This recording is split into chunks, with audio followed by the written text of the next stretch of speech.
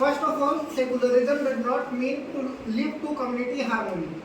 The basic definition of secularism is that state and religion are both separate entities. Yes. Both can perform their individual function without interference on each other matter.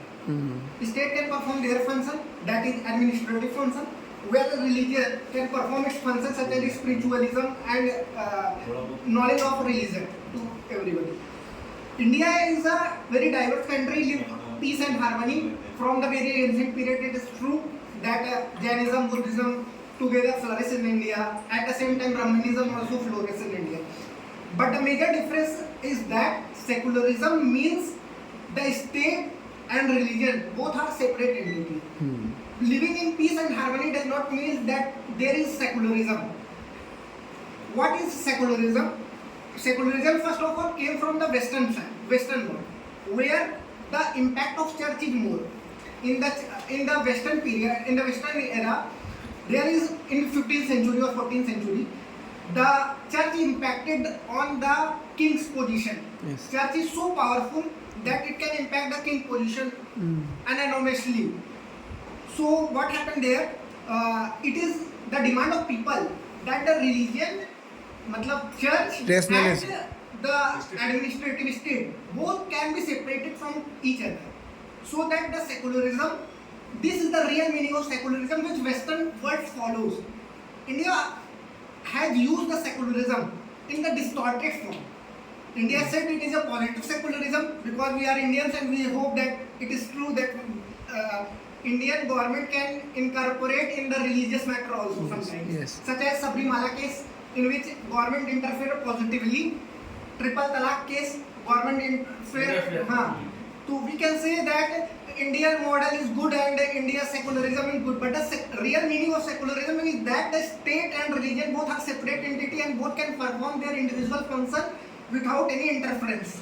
And second of all, what is secularism?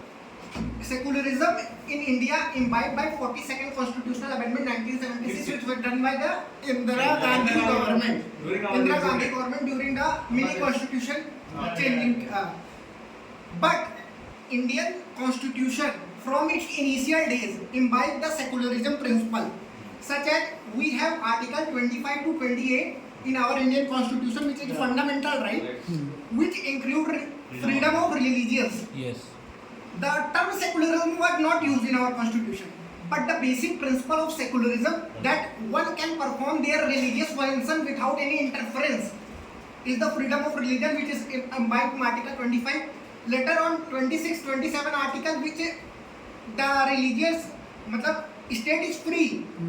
State can't interfere in any religious matter. This is true.